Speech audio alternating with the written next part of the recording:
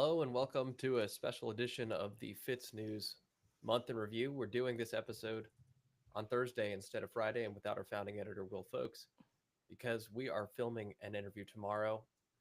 Don't want to give away the guest quite now, but right now, but we're going to be going out of studio. So we had to do this today, but we've got lots of great stories. This has been a big month in the ongoing Micah Miller saga with both a break in the investigation uh, the Skinner investigation, as well as J.P. Miller's marriage to Suzie Skinner. We've also had a big month with Spartanburg Sheriff Chuck Wright, who is now under federal investigation. And we have an update on the investigation into SC House member RJ May coming at the end of this episode. I'm joined by Callie Lyons and Jennifer Wood. Let's kick off the show with a Micah Miller update. Phew, it's just like every month. The Micah Miller saga brings new twists and turns, and thank God for Callie this month to help me keep up with them and keep our audience informed. Um, the I think the biggest twist and turn this month was the marriage uh, of John Paul Miller and Suzie Skinner. That was I don't know that I don't know if people saw that coming, or I mean I was surprised by it, just given the fact that we heard that the federal investigation was heating up. Um, How do we have better sources on a federal investigation than we do on something that is eminently public? I mean, typically one announces their marriage far in advance. uh, well, I mean we have some good sources. I mean that is true. So they got married last Saturday, John Paul Miller and Susie Skinner. So for those who aren't aware, Susie Skinner was married to Chris Skinner, a quadriplegic man who died under questionable circumstances Labor Day weekend of 2021. His death was ruled an accident, but recently that that ruling has come under fire, whether or not it was an accident, suicide, or if there was something more nefarious. That was another big story that Kelly and I worked on this month. Um, so so Susie Skinner, whose husband died under questionable circumstances, along with John Paul Miller, whose wife died under questionable circumstances last year. They married on the beach last weekend. Well, at least they waited a year. But let's start with the investigation before we get back to the marriage. This was a death that was obviously tragic because he had spent most of his life bound to a wheelchair, and it's a difficult life and one that he wrote about. He actually authored a book, but in this book, kind of the whole point was learning to live and have a full life in the face of an impediment, that is that serious. However, prior to his death, he had become aware of it, the relationship that I guess we used to say the alleged relationship between Miller and Skinner. Well, they're now man and wife, so I suppose we can drop the alleged, but they were reportedly carrying on prior to his death, and that seems to be what drove him to suicide. Something I can now say with a degree of confidence that I couldn't before. Um, Correct me if I'm wrong here, but you FOIA'd for the investigation records, no? Yes, Callie, that was all Callie. Thank God for Callie. She's been a godsend with this story, just because it's a lot. Um, so Callie FOIA'd Myrtle Beach Police for the investigative files, and sometimes you have to kind of fight to get that kind of stuff, and we did not have to fight. They sent us everything, including audio interviews, an audio interview with Susie Skinner that was very eye-opening. um, it, yeah, so we did a whole article on that. We're still kind of dropping those interviews on our YouTube channel. So if you haven't subscribed to the YouTube, make sure you subscribe. There's a lot of them, so we're kind of dropping them as we go. so yeah, the investigative file, those interviews with individuals, and a lot. I mean, most of the interviews with those who knew Chris said that his state of mind was pretty. He was, he had allegedly confronted John Paul Miller about his relationship with Susie Skinner.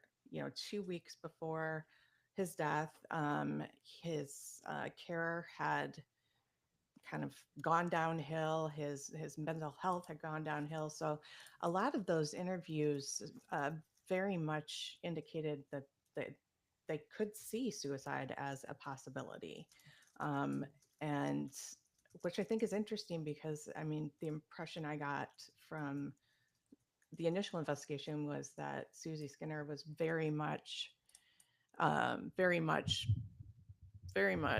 trying to fix my sound. Sorry. Very Y'all much. were reading your comments about the sound being too quiet. We're trying to We're boost our levels here. multitasking here. Yeah. Very much she had really pushed for that accidental death ruling. So whether or not that was, in to get a life insurance payout, I don't know. Well, that But was the really interesting thing is that it's, if we take this at their word, which investigators seemingly would corroborate this with their decision to not press charges, there was allegedly, according to the investigation tapes, a suicide note that was discovered, but which was kept on the down low. For folks that don't know, if you take out a life insurance policy, almost invariably there will be a clause that if you kill yourself, you're you're not entitled to life insurance. So right. if your loved ones can say, well, we don't know, he might have killed himself, or it might have been some sort of malfunction with the chair, or even something more nefarious, well, they can collect that life insurance policy. But obviously, collecting a life insurance policy versus being implicated in a murder, you you would want to disclose the existence of that note so that you don't falsely become implicated in a crime that you didn't commit. Yeah, exactly. And we have not confirmed the existence We've never of seen it. right of a suicide note. Just that people were very well aware of it. People close to Susie, to the church, that it existed. And I think the way that Chris Skinner would have had to write, because he was a quadriplegic, he would have used his technology. So iPad, iPhone, speech to text, and all of those devices. Nobody ever looked at those devices, from what I could see in the investigative files, and from what I've been told, nobody really knows where they are now. Yeah, I mean, you got to think about this from the perspective of an investigator. This situation, from almost every angle, looks like a suicide, and it looks like it couldn't be anything but a suicide. So when you hear from multiple people, or maybe they saw a note that we don't know, I mean, who knows? But when you see multiple pieces of evidence all pointing in the same direction, are you going to, when you have limited investigative resources, spend a significant amount of time going through people's electronic devices? Right, right. And I mean, it's a good question. It's a really good question. And, I think, a lot of Susie's behavior at the scene, where when first responders were caring for Chris and about to transport him to the hospital, she was like, he has a DNR, do not resuscitate order. Then she left to go get it while they're working on Chris and never came back with that DNR. So a lot of that behavior at the scene has also been questioned by people, and it is questionable. I understand why they are. A more thorough investigation could have taken place at the beginning. An autopsy, for instance, not closing the case within 48 hours. I think that has not left people with the greatest feeling about the conclusions in this case. And those are genuine failures. Right, but I mean, we've been spending months talking about Susie and Chris, and a lot of people online talk about implicating her and killing him, and it just does not seem like, we've now seen the investigative file. I understand why the investigation was closed.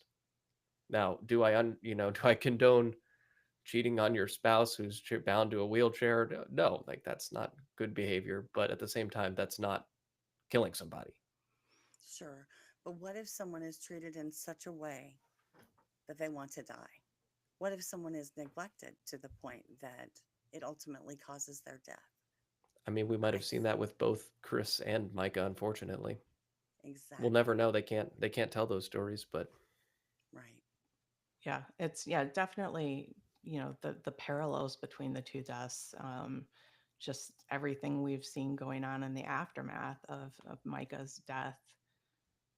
People are right to ask questions. I understand it. And it's, I mean, we're asking the same questions. We're trying to get as many answers as we can. And I do know, while Myrtle Beach Police has indicated is still their file the case is still open on there it's closed on their end. The Horry County Coroner's Office has indicated it's still open, and sources have told us that the video of Chris going into the pool has been sent to federal police law enforcement for evaluation. the federal inquiry is kind of the black box that continues to hang over this case and over some other cases which we are going to discuss this episode. The federal government, sometimes it's something that, it's comprised of human beings who all go into work, who all are like you and me, who are not perfect, and will talk about things. So sometimes if you talk to enough people, you can hear things. But I would say when you compare a federal investigation to a state investigation, they are a lot harder nuts to crack to figure out what's going on. And you're usually working with scraps when you're in a position like we are in, trying to figure out what is truthful and what is not. We're going to have to wait and see what happens. And another thing that they are is they're both hard to see into and slow. Yes, yes. But, I Amen do to think that. that, I think that's because, when you look at when federal indictments are handed down, They might as that well hand down a sentence because they have a basically, 98% conviction rate. I mean, they don't right, file charges until you are lock, stock, and barrel donezo. right. And when you look at, indictments at the state level, a lot of times you get that indictment and the investigation's still ongoing, but they've got the indictments in, and It's a the different way of difference. doing business. Yes, much different. And, and I think you got to remember that with federal indictments, a lot of times those are sealed for, the indictments already happened, but they are sealed while they continue the investigation. Callie, when you submitted these FOIAs, did you have any inkling that you would get back the response that we got? Oh heavens, no. In fact, we almost didn't. Uh, we almost, I guess, missed the opportunity because we really didn't think there was going to be anything in there. Um, so it turned out to be kind of an interesting find, and in particular, the tape of Suzie. There, every interview I would say adds something of a perspective to the story. We had no idea what we were going to get. There's an interesting thing which folks are talking about in the comments, and that's the fact that she was responsible as his primary caretaker for dispensing his medication, and that is definitely somewhere. I don't know what his medicines that he was prescribed by his doctor are, but if she did not do that duty properly, that can certainly impact his own mental state, which could lead him to, it's a degree of separation. But Sure. And that's something that she mentioned in her interviews. She first said he didn't take his meds the night before. And then during the rant, she said, I'm the one who gives him his medications. I'm the one who's there. I don't think that's the only instance of neglect mentioned in her statement. yeah, that interview was tough to listen to. I mean, her conduct, I think of it what you will, but it's hard to listen to anybody in a position like that. Yeah, that was, I don't know that I've ever listened to an interview like that. It was interesting. It was very up and down emotionally, but I can imagine it would be. My heart breaks for Chris because he wasn't in a good place. I don't know what his specific awareness of that was, but she had pulled away. Things weren't the same.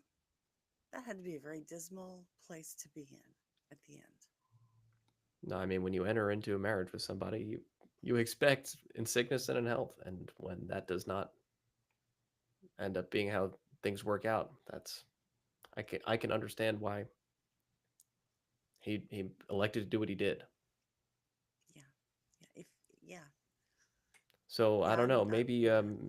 Miss well now Miss Miller's second marriage will go better this time, but that's certainly and both of them. It's an inauspicious start to your union. Yeah, yeah, All the way definitely. around. He's still walking in front of her.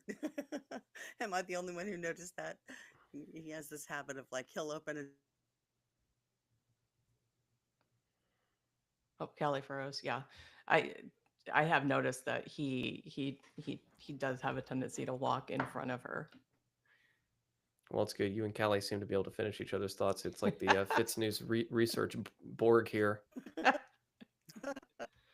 It's a closely knit team, but yeah, I don't. I mean, this is certainly none of us expected the wedding, which is funny because we have insight into things which are far more difficult to learn about. But I mean, I don't know. I guess you wish them the best. What else can you do in a situation like this? Right, right. Now, there was a lot of speculation whether or not he was trying to get, spousal privilege against her testifying against him. But how that works is it's only during things that occur during the course of the marriage. So anything that happened prior to the marriage, it does not apply, and it also doesn't apply in cases of child sexual abuse and stuff like that. So I I would have to assume that he researched that and knew that. And that's something which I've not had occasion to research, but if I were JP, I would have. Yeah. Hmm. Well, who knows what the next turn of the Micah Miller saga will be? This is a story that is now over a year old, and I know some folks, we'll see in comments, will say like, "Why are you guys still talking about this?" We're still talking about it because it's a still unfolding story. There's legitimate breaking news on this. I mean, almost every month we end up talking about this story because there was a legitimate breaking news piece. Right. Right. And we've got those lawsuits filed against John Paul and his father, Wayne Miller, by Jane Doe 1 and Jane Doe 2. Those are still ongoing. Um, in fact, Kelly's got a story that's coming out hopefully today um, on some interesting developments in those cases. Callie, care to give any preview? Yeah, absolutely. The case of Jane Doe number 1 and Jane Doe 2, as far as it relates to Reginald Wayne and his organizations, has been decided. There was a default judgment entered in those cases on May 8th. So now the question remains of damages to be paid. Hello, hello. The 20 now the question is a pretty Well, it's procedural damages Kelly's gone into robot mode. plan. No.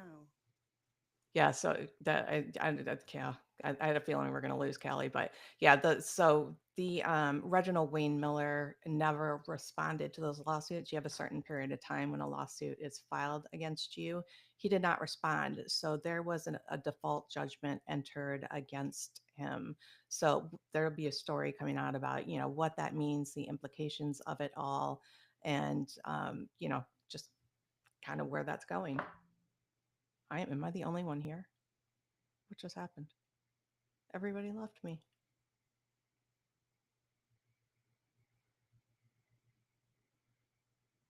Hello.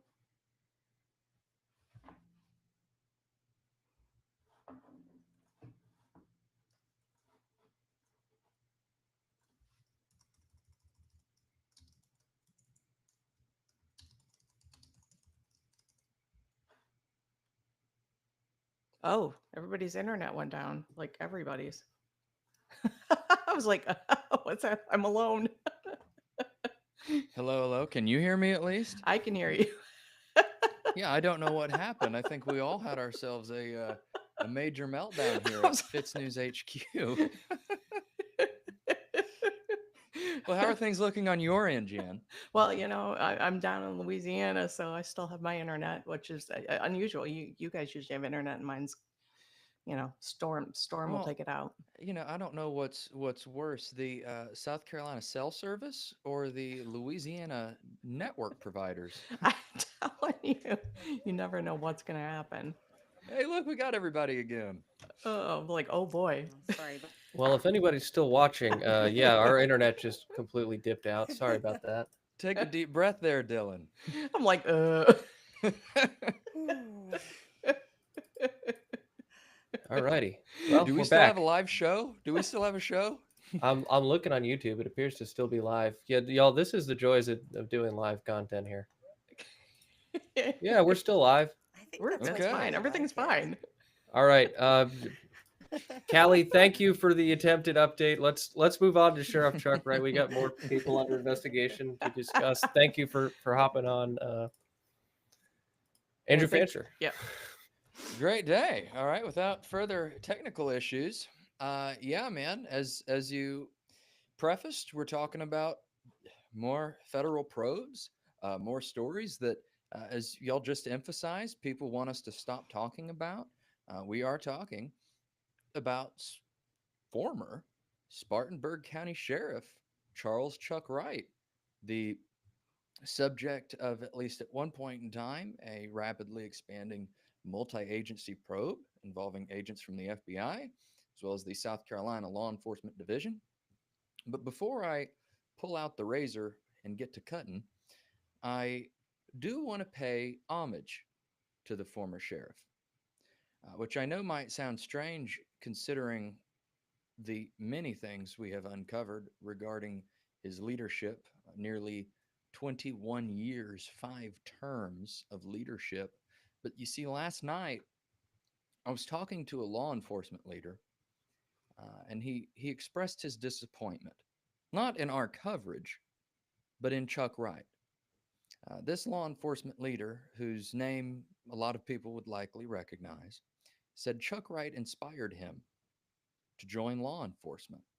Um, he said that Chuck Wright encouraged him to be a good law enforcement officer. And this individual, who I've worked with in the past, seems to live up to that expectation of being a good law enforcement officer. So, again, before we get into the bloodletting, I do want to give Chuck that much.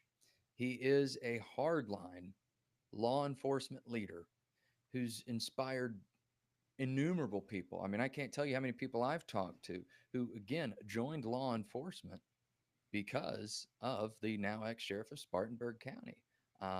They were encouraged by way of these ostentatious police spectacles recognized nationally, such as Operation Rolling Thunder, which, as we've reported, is this controversial dragnet involving rounding up all manner of crimes on Interstate 85 and adjacent.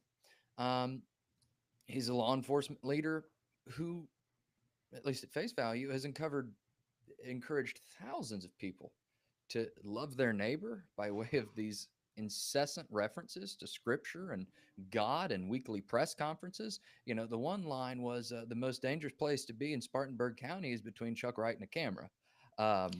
Granted, that line has outdated itself by way of some new developments. But while I understand it's difficult and in some cases impossible to speak ill on a lawman beloved by so many for so long, we have got to restore some kind of stability and trust in the Spartanburg County Sheriff's Office.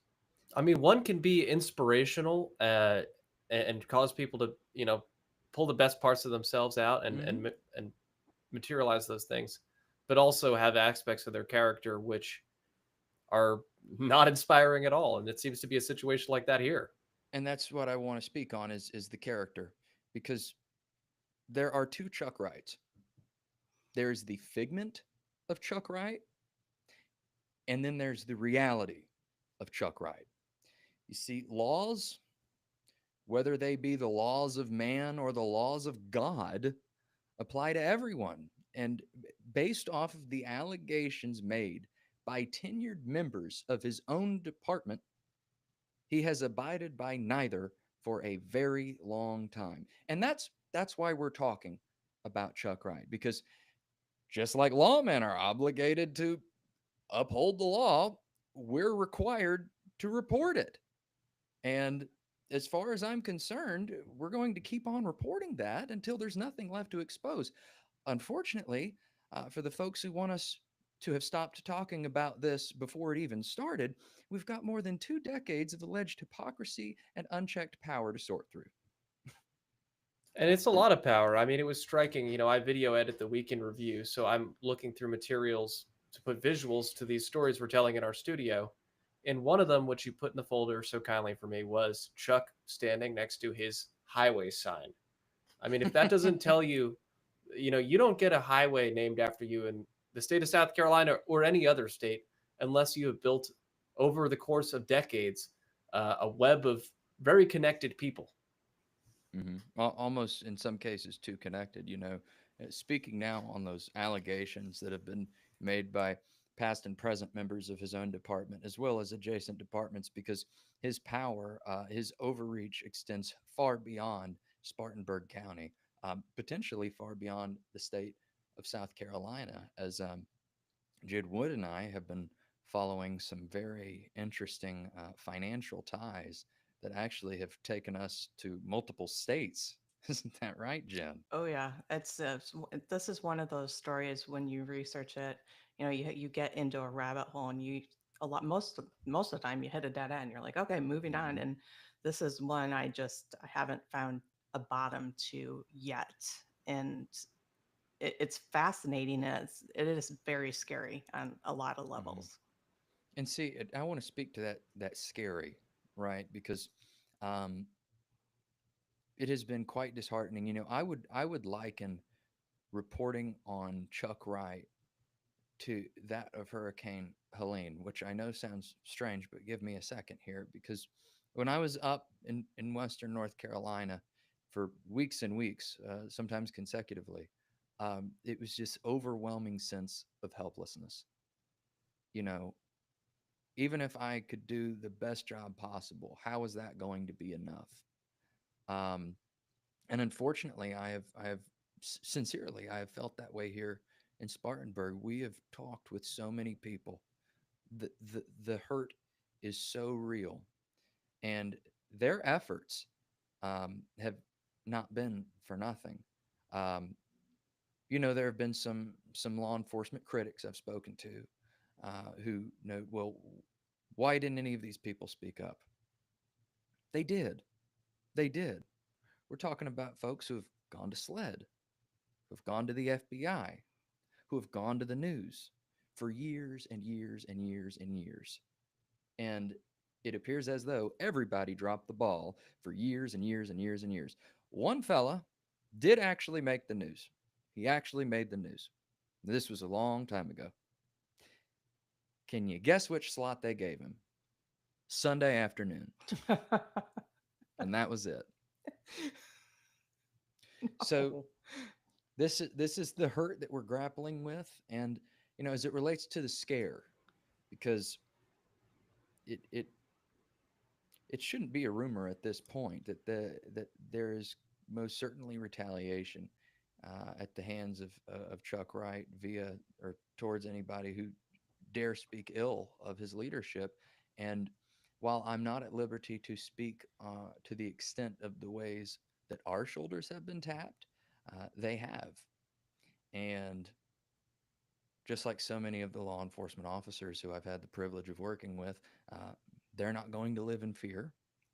They're not going to give Chuck or SESO or any of his cronies that affirmation, and neither will I. And I hope that at some point in time, I keep telling myself, don't say if, but when.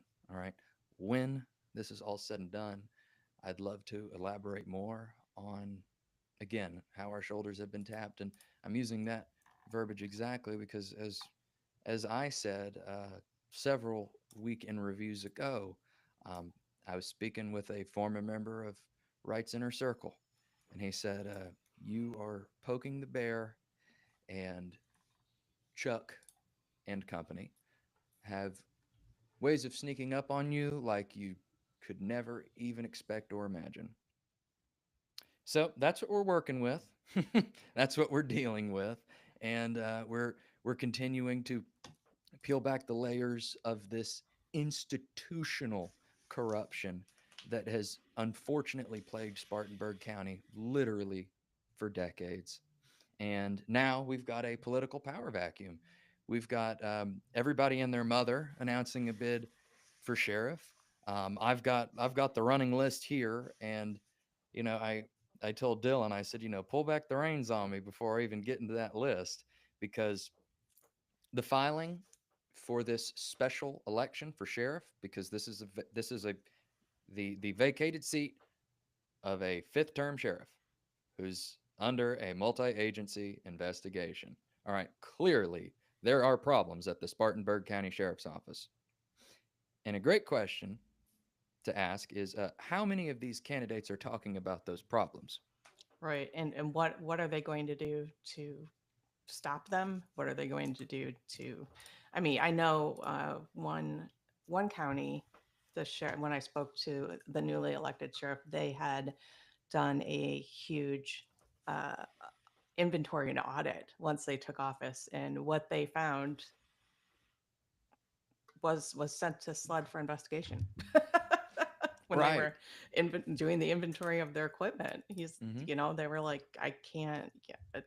There's stuff missing. And, Stuff. and let me ask you on that, Sheriff, was it publicly known at the time that maybe there were some untoward things in that sheriff's department? Yes. All right. So, as we have reported on missing firearms, unaccounted for SWAT gear, I mean, it is no secret at this point. I mean, we have got civilians going. I keep saying decades. It sounds sensational, but it's the truth. I mean, we've got civilians placing Chuck Wright with innumerable fully automatic weapons. There's nothing illegal about owning weapons, but when the sheriff is telling you these were taken out the hands of a bad guy, that raises a red flag. Right. When his name was the last one to touch an H&K MP5 fully auto pre-ban, For it folks who makes don't you know, those wonder. cost as much as a new car. That's like a 50 to $75,000 gun. Hmm. And yeah, you want to talk about expenses too at the Spartanburg County Sheriff's Office. I do kind of want to put one saga to rest. You see his 2024 King Ranch, which became a character in and of itself, more so because of the symbol that Maroon King Ranch was, maroon, Gamecock maroon. Even though, according to my records, Chuck Wright at least never graduated from And for the University of non-truck South people, the Carolina. King Ranch is like, that's the Mac Daddy Ford where you got the beautiful leather in there. I mean, it's a nice truck. Oh yeah, and an aftermarket lid on it, which there's a couple thousand there. It had a The full bed Cadillac of gun Fords. safe. Oh yeah, I Yeah. mean it was a beautiful truck, and I had the privilege of seeing Chuck driving that truck more than once. So yeah, that was according to records obtained by a deputy. Um, that was a $73,000 truck paid for in large part by taxpayers after Chuck traded in his beautiful Tahoe for whatever reason for that truck. One thing I also won't take away from Chuck is he has great taste. Granted, he's not paying for a majority of the things that he got, whether it be a full bed gun safe, which, as we reported, he attempted to upgrade within the year. Um, Likely because he saw somebody else who had a better one. At least that's the story relayed to us. That request was, thank God, denied, because this was amid the fallout of the Post and Courier reporting on some FOIAs that they had received back, which is a miracle. They actually got a FOIA response back from the county relating to his use of the county credit card, where he appears to have racked up $53,000 on all manner of crap. Sirius XM, Amazon, hotels and motels within his jurisdiction, which could raise some interesting questions regarding all manner of activity. But yeah, this is a saga with so many twists and turns, and I was talking to an officer just yesterday, and he said, "Isn't it interesting how it always goes back to money and sex?" And again, as we continue to flesh this thing out and report on what we know, it's quite interesting. All roads seem to lead back to those two temptations, so to speak. Um, Without people desiring sex and money more than they care about their own, well-being in the long term, I don't know that we would have jobs because, as you say, I mean, the amount of times that I've walked around the office and jokingly said if men knew how to keep their private parts private, I would be out of work. I mean, it's very true. mhm, absolutely, and the same holds true, perhaps even to those who we have incessantly trusted for decades. Um, I hate to be the bearer of bad news, and I'm not going to apologize for the fact that so many people appear to have been lied to for so long. But I think the best thing for folks to do, not only for themselves, but the future of Spartanburg and perhaps the upstate, is to read the writing on the wall. It's time to take your medicine, Spartanburg. No And pun although you intended. have a lot of, well, yeah, not that kind. It's but although you get a lot of blowback from folks who have been loyal to Chuck for a long time. I mean, I also see a lot of folks who are just have been trying to say something about this for 20 years or 15 years at this point who are Hmm. thrilled that they're finally gaining traction. I mean, from that perspective, you're a latecomer to this and you feel like you've been pushing this this rock up the hill for some time already before the feds got involved. Well, and it's funny because obviously there is I've never seen more pushback to anything I've reported than on Chuck Wright. Um, and it's funny because I'll refer to members out there who've been doing this for years. And I'm like, can you believe? They're like, yes, we can. We can believe that. Yes, we can. It's like, they've been living it. They've been in the rattlesnake's den. And as you just emphasized, I'm absolutely a newcomer. It's it's unfortunate that it took an outsider to impartially kick over some rocks, or more so, turn on some lights and find cockroaches everywhere. Um, I joke, I've turned into Alan Jackson. You know that post 9/11 song, "Where Were You?" Um, that that is a reference that I make constantly. Where were you, WIFF? Where were you, WSBA? Where were you, Go Upstate? When any manner of these things, this corruption that I have spoken on, that is so magnificent and so in your face that it's out of focus. It's almost hard to believe that it is so grand. Um, but people knew about it. Um, Decision makers, politicians, senators, one specifically, definitely knew about it. And unfortunately, for people like Josh Kimbrell, we are not going to look the other way and forget, at least not at Fitz News. We're going to talk about it again. Sunlight is the best disinfectant. And if some of these sheriff's candidates aren't going to talk about that, we will. And I've got questions. I have got a, a, a, an iPhone notes list of questions for every candidate.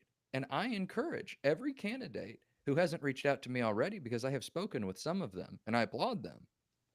I encourage every candidate to reach out to me, Andy at Fitz News, and we will have a real conversation about the Spartanburg County Sheriff's Office. I fear that mainstream media is going to do the same thing that they've been doing ever since Chuck Wright came into office, which is nothing. There are Yeah. two pieces of media advice that, having been on this side of the equation, I would Mm-hmm. offer to folks that are in public facing roles, and that is sometimes it's best to shut up, and if it's not best to shut up, then it's best to run towards the fire. Mm-hmm. You don't, but you certainly don't turn your back towards the media. Either you keep your eye on them, know what Right. they're saying about you, and if it's not in your best interest to say anything, don't say anything stupid. But if you're in a position like this, pick up the phone, make the media your friend. Hmm. And to Chuck's credit, all media was his friend because That's why he got to do this for as long as he did. That's how he got Mhm. 5 terms. Right. And something I say too, and I think anybody who has followed any extent of my work will know that there's nothing I detest. Now, here is my one opinion I'll incorporate here. There is nothing I detest more than a public servant who fails to answer their own email or phone. Right? I've been that way ever since I worked in mainstream media and resigned because I couldn't take it anymore. When you work for us, how dare you not answer to your boss? All right, being of course the people, not me, the people. And I truly believe that if Chuck had answered just a single one of my emails or a single one of my phone calls, at least this coverage, some of it, could have been avoided had he answered just one of my emails or one of my FOIAs or one of my phone calls. And that has never happened. I just finished the biography called Titan of John D. Rockefeller, Mhm. and he was probably the most tarred man in the United States media for the first like 65 years of his life because he put together the Standard Oil Company, which through monopolistic practices, which were eventually made illegal, uh, just completely crushed his competition. Uh, and the journalist Ida B. Tarwell, who was one of the first female journalists to gain great repute, put out a series of magazine articles which completely dragged his name through the mud, and deservedly so for a lot of his business practices. But I would also say, as a journalist in the modern era, I look at the way that she approached it. I mean, she was just throwing mud. She got a lot of facts wrong. She never contacted the person she was writing about. She purposely, she was more of an activist than a true journalist as we know it now. But Mr. Rockefeller spent the beginning of his life just said, what's my point? Why? I'm a private businessman. I don't need to talk to the media. Mhm. It was only later in life when a journalist ran into him on the street, accosted him, and Rockefeller, he had a very magnanimous and beautiful parts of his personality and very evil. He's a very complicated man. That's why reading a biography of him is very interesting. Yeah. But he was accosted on the street by this journalist in France, and Rockefeller says, "Well, why do you print this and that about me?" And he says, "Well, because you never will answer questions. We were just making assumptions because we couldn't get access to true information." And it really changed the way that he thought about it. And he actually invited this guy to stay with him, and he was staying in France for like 7 weeks. And he and this journalist became fast friends when this guy had spent the beginning of his career absolutely dogging him out. And Rockefeller came back to America and went to the heads of all these publications, which had spent the last couple of decades, smashing his name publicly, and develop relationships with them and develop relationships with their reporters, and was able to rehabilitate his image in the public as he, became disengaged with the business. He was no longer actually doing any of these bad things, and he actually gave away the largest fortune if you were to, inflate it to Mhm. modern dollars, really that anybody had ever done at that time, and kind of started medical research even as a thing in America. It had never been done here before. So he was able to rehabilitate his name. But this long-winded story is all to talk about the power of controlling the narrative by just having a relationship where you acknowledge that the public has a right to know what you're doing and explain to them what you're doing. Now, if you're an elected official, you are obligated to do that. If you're a corporate official, we've now learned, in the 21st century, it is wise to do that. And everybody has a PR department for that reason. But, he learned that the hard way. Yeah.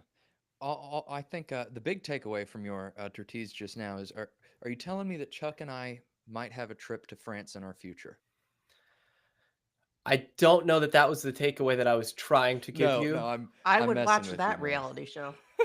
That, yeah, Well, and country boys obviously, in Paris. uh, yeah, hey, that's a pretty accurate title.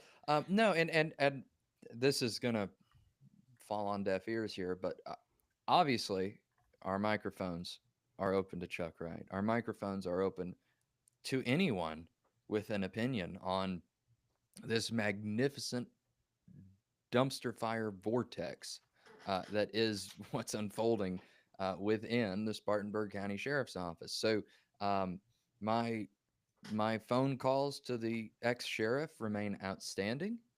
He certainly has my number. If he wants to call me at any point, whether it be on or off the record, mind you, that avenue is still open. I think legal handlers, included but not limited to Trey Gowdy, and Greg Harris, have probably finally thumped it into his head that everything you say can and will be used against you. So I'm not exactly sure I will be getting that email at any point in the near future or a phone call. But nonetheless, I just want to put it on the record that that invitation does stand.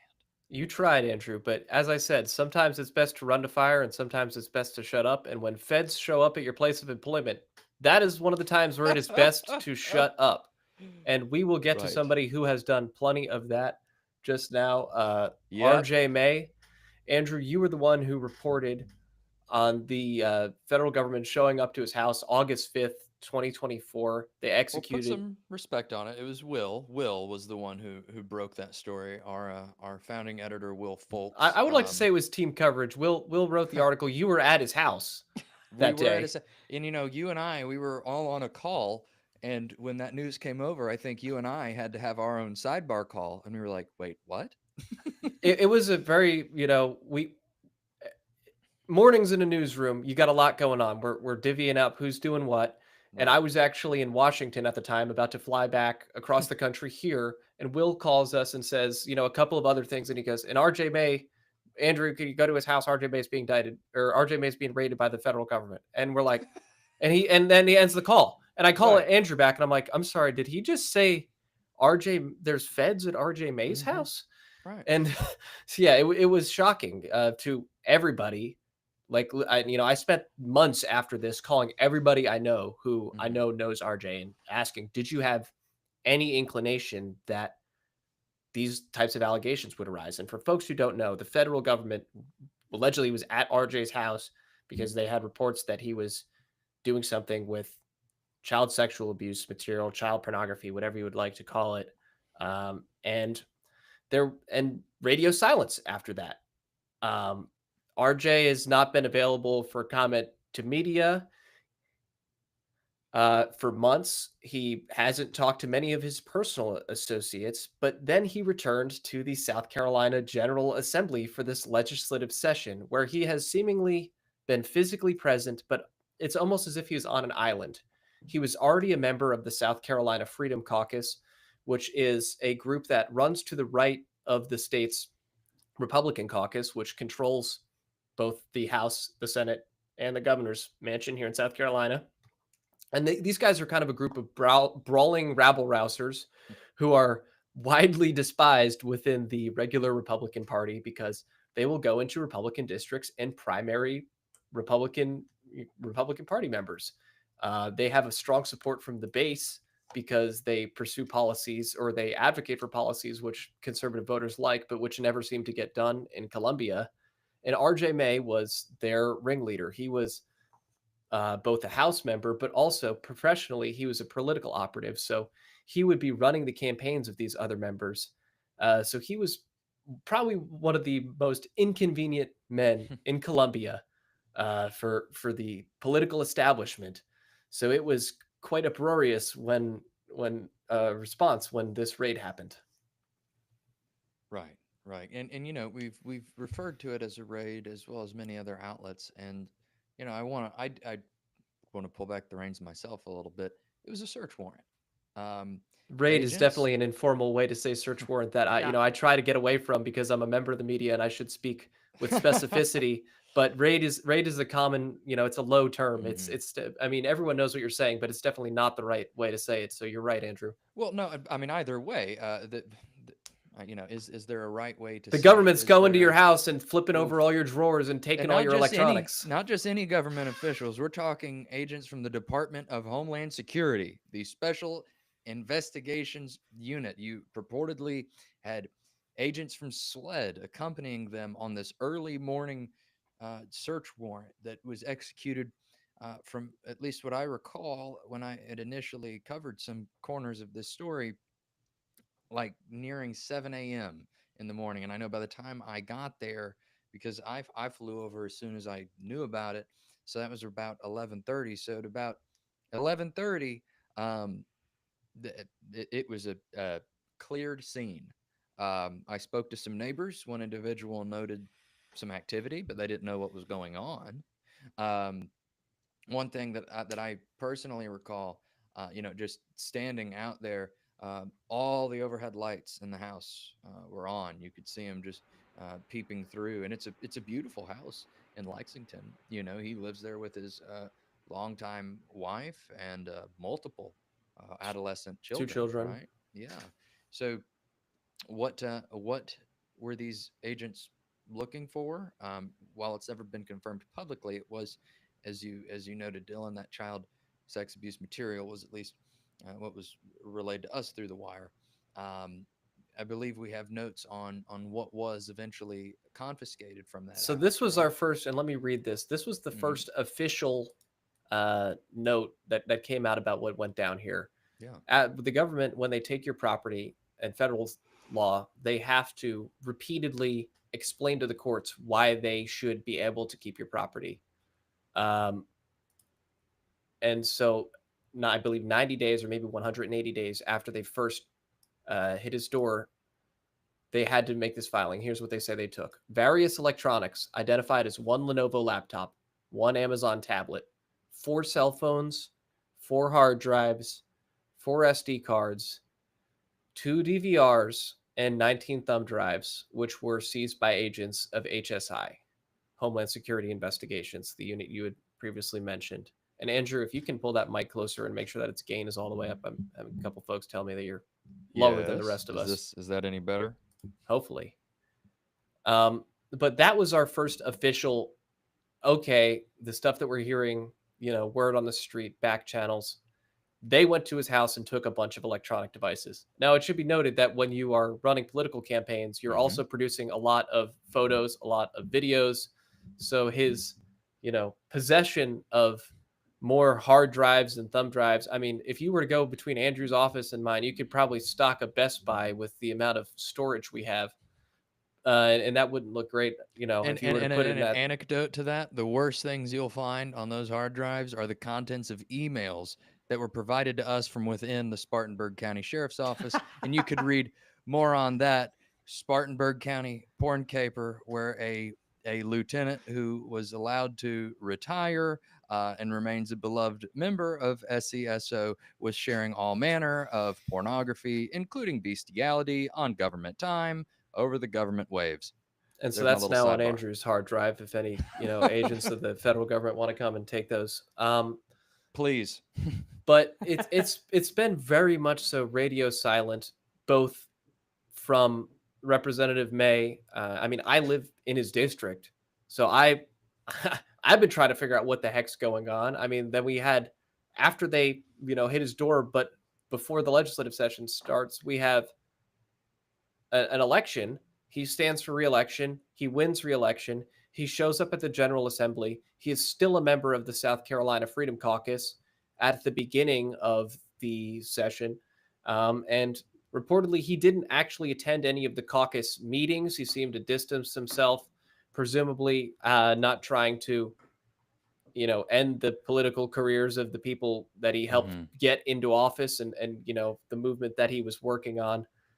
It is strange to me, though, if he was trying to protect them, why did he even show up in the first case? Although, Right. he's not been indicted. As it stands, RJ Mhm. May is a free man. Now, However, as yeah, no, go, Andy. no, I was just going to note, how Brandon Guffey has certainly lit him up ever since the beginning of this. I mean, we have published reports just on Brandon Guffey's status updates alone. And I will say a dynamic that was quite interesting because at this point it is not unknown. Thanks to our exclusive coverage, we were the first to break that, as well as many other anecdotes that we have mentioned on this show relating to the CSAM. And then Guffey tweets this photo of RJ talking to kids within the state house, which again, innocent until proven guilty, not even indicted. Just an interesting dynamic that doesn't look good. And something that I noticed from your photos too, because you were there when RJ showed up, Dylan. Hmm.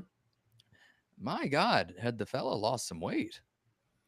Yes, I had not seen RJ, until that day, and he looked like he lost closer to 100 pounds than 50. I mean, Mm-hmm.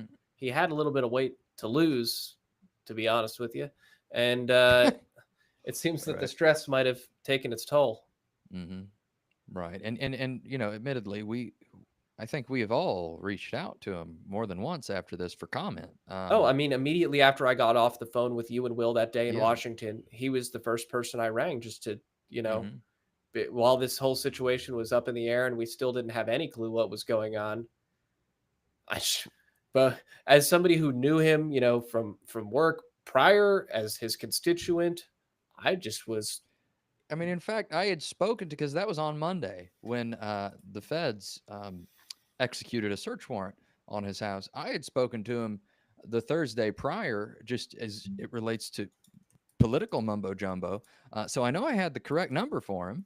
Um, and it's worth noting, or perhaps it's not worth noting, Dylan, the note that he purportedly gave members of the state house, um, the the one, I suppose, comment, if you want to call it that, about the witch hunt, right? Oh, you're talking about the yeah, just referring to it as like a political prosecution. Correct. Yes, and that is one of the reasons that I'm glad that this has taken so long, because we started this when Joe Biden, a Democrat, was president with a Democrat appointed United States attorney. I mean, it was Adair Ford Mm-hmm. Barrows who literally ran against Joe Wilson in the second congressional district as a Democrat in 2020 for her troubles. That was a, a not a race that she could ever win, but for her troubles, she was appointed United States attorney, and for other reasons, she's a fine lawyer. But Yeah. now we have a Trump appointed United States attorney in office, Brian Sterling, who ran the South Carolina prison system for some time. So if charges are filed, it is now an investigation that was started by Democrats, finished by Republicans, and I think that will give it a lot more legitimacy, given the nature of the courts these days, so Mm-hmm. politicized by both political parties at this point. Right. I think the prosecutions against Trump, many of them were egregious. The ones pursued by these state prosecutors who, in some instances, literally ran on saying, "I'm going to find something to indict Trump on," and pulled these, bizarre legal theories out. Uh, but it doesn't sound like this is a situation like that at all. Mm-hmm. No, I don't think so. And it sounds like, at least according to reports from founding editor Will Folks, we'll have a better idea on that by what, spring? Isn't that right? Like, By the end of spring, which he mm, noted is June 21st is the first day of summer. So I We guess if are you, rapidly approaching yeah, the end of spring. And let me read the exact quote from Will's piece mhm. this week. Quote, "They are measuring twice, even three times, so they can cut once," a source familiar with the inquiry told Fitz News. "But rest assured, the blade is going to fall." Hmm. That's ominous. real Quite ominous. ominous. Yeah. Hmm. No, it's quite an exciting saga. So I mean, we've got multiple political figures who were beloved by many, and I mean, it doesn't. The investigations, maybe not federal. I mean, they don't end with Chuck Wright or R.J. May. Um, of course, these are active and ongoing, as well as investigations at the state level. I mean, we've got ethics commission investigations into uh, multiple figureheads, some of whom vying for some of the highest seats in state government. And just as we have kind of manned the helm on at least two of these, well, multiple sagas, we're going to keep on doing that again, whether people want us to talk about it or not. Yeah. Indeed. And I mean, like you said, corruption typically takes more than one individual. And I think whatever happens with Chuck and The we'll see Tainted what Orchard. The right, Tainted Orchard. right. Don't get me started on the Tainted Orchard. There was a podcast I was listening to this week, based entirely out of the upstate, and they were talking about Chuck Wright. I mean, this is the elephant in the room. And again, it's shocking that so many of these candidates who have announced their bid for sheriff aren't talking about that elephant in the room. They're telling you there isn't even an elephant in the room. Not all the candidates. Again, I've talked to some of them, but then there are others. Well, and I Um, think it's telling, which candidates, this is still early. This is still a sensitive situation. But once this race really gets underway, the candidates which are unwilling to address the elephant might be baby elephants themselves. and what is furthermore concerning is the amount of people in Spartanburg who might want a baby elephant because they miss the ex-sheriff.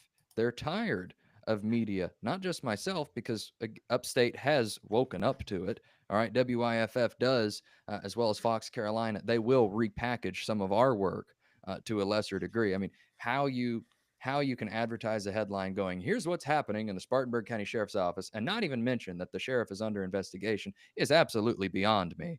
But nonetheless, people are talking about it. And on the, again, circling back to the note about baby elephants, you can see a longing for leadership like Chuck in that office because some people I mean, I hope we get a haven't leader that is swallowed who that Chuck, pill. said that Could he have was been. going to be. Right. Somebody, a real God-fearing man, a real man of the law. Mm-hmm. That would be wonderful. If we just get Chuck without what appears to be the, fraud that is boiling under the surface, that would be wonderful. Absolutely. And that is why, again, I encourage any and all of these candidates. I think officially we're up to approximately 8. Unofficially, we're up to 14. Um, I've got many questions for them, and I encourage all of them to reach out. I commend the ones that who I have been in consistent communication with. It is more than one. But nonetheless, I want to speak to anyone and everyone regarding this. How, not why you're how do you anticipate? How do you expect to remedy this colossal problem? Because that's what this is, a problem. When the God-fearing 5-term sheriff of your county resigns amid a federal probe, that's a problem, as well as many other anecdotes I'd love to address. So Andy at fitsnews.com, everyone. Message me with tips, inquiries, what have you. I am clearly here for it. Certainly. And we're going to continue providing updates on all these, stories that our audience comes back week after week, month after month to hear about. But we're also working on some other stories. I would like to pitch my email, what the heck, Dylan at fitsnews.com, specifically to people in the Fort Mill area. I am working on a third installation of my Silfab Solar Saga. And that is a story that a lot of people up there are passionate about. Whether you're passionate in favor of Silfab Solar or against them, I would love to hear from you as I put together more coverage on this. And stay tuned next month for some more. Yeah, next month we've also got the retrial of Michael Colucci in Berkeley County. We'll be covering that. So And for yeah, folks interested in that, we did a big episode on that last week on the Week in Review, so you can catch up on that case if you'd like. yeah, that'll be an interesting trial to watch, and I'm looking forward to covering it. Yeah, the first trial ended in a mistrial. The circumstances there indicate that Mr. Colucci better hope that his really good attorneys are really good again. And I'm looking forward to covering it. Thank you for everybody who watched this episode of the Week in Review. We obviously had some interesting technical difficulties here. It's hard to do a live stream when the internet decides to stop working. It's really good that Jennifer's off site because we would have just had nobody Just gone. The stream would have just ended. And yes, I saw the myriad of comments here about the audio. Unfortunately, the platform which we use to do these broadcasts affords me very little opportunity to adjust these microphone levels. So we are like literally physically moving the microphones closer and farther away from ourselves. I think that we're just going to have to start using a different platform because this has happened multiple times. But I appreciate everybody who's letting us know about that. And we're going to work towards not repeating that in future episodes. So thank you, everybody.